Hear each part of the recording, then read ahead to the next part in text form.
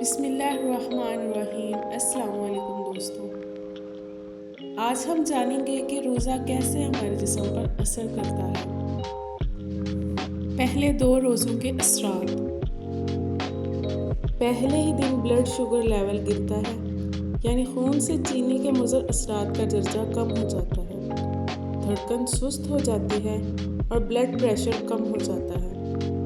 اعصاب جمع شدہ گلائی کو آزاد کر دیتے ہیں، جس کی وجہ سے جسمانی کمزوری کا احساس اجاگر ہو جاتا ہے۔ زہریلے مادوں کی صفائی کے پہلے مرحلہ میں نتیجتاً سر درد، چکر آنا، منہ کا بدبودار ہونا اور زبان پر مواد کا جمع ہونا۔ 3 سے 7ویں روزے تک کے اثرات۔ جسم کی چربی ٹوٹ پھوٹ کا شکار ہوتی ہے اور پہلے مرحلہ میں گلوکوز میں تبدیل ہو جاتی ہے۔ بعض لوگوں کی جلد ملائم اور چکنی ہو جاتی ہے، جسم بھوک کا عادی ہونا شروع ہو جاتا ہے اور اس طرح سال بھر مصروف رہنے والا نظام ہاضمہ ریسٹ کرتا ہے، جس کی اسے اشد ضرورت تھی۔ خون کے سفید جراثیم میں اور قوت مدافعت میں اضافہ شروع ہو جاتا ہے۔ ہو سکتا ہے روزے دار کے پھیپھڑوں میں معمولی تکلیف ہو، اس لیے کہ زہریلے مادوں کی صفائی کا عمل شروع ہو چکا ہے۔ آنتڑیوں اور کولون کی مرمت کا کام شروع ہو جاتا ہے۔ آنتڑیوں کی دیواروں پر جمع مواد ڈھیلا ہونا شروع ہو جاتا ہے۔ 8ویں سے 15ویں روزے تک کے اثرات۔ آپ پہلے سے توانا محسوس کرتے ہیں، دماغی طور پر چست اور ہلکا محسوس کرتے ہیں۔ ہو سکتا ہے پرانی چوٹ اور زخم محسوس ہونا شروع ہو، اس لیے کہ اب آپ کا جسم اپنے دفاع کے لیے پہلے سے زیادہ فعال اور مضبوط ہو چکا ہے۔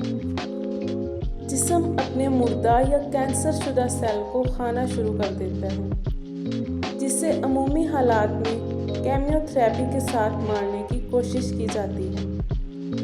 اسی وجہ سے خلیات سے پرانی تکالیف اور درد کا احساس نسبتاً بڑھ جاتا ہے۔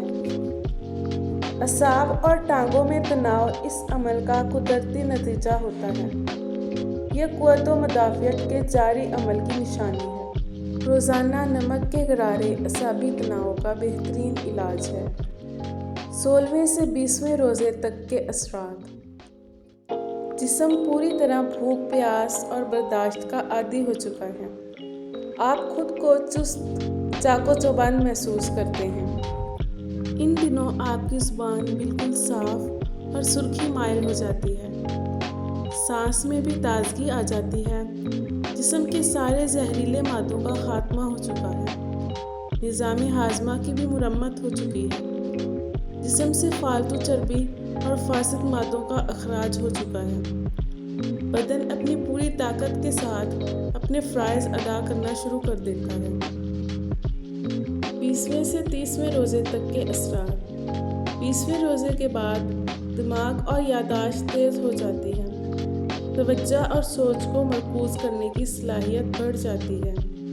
بلا شبہ بدن اور روح تیسرے عشرے کی برکات کو بھرپور انداز سے ادا کرنے کے قابل ہو جاتا ہے۔ یہ تو ہوئے دنیاوی فائدے، جو بے شک اللہ نے ہماری ہی بھلائی کے لیے ہم پر فرض کیے، مگر دیکھیے رحمت الہی کہ اس کے احکام ماننے سے دنیا کے ساتھ ساتھ ہماری آخرت بھی سنوارنے کا بہترین بندوبست کرتی ہے۔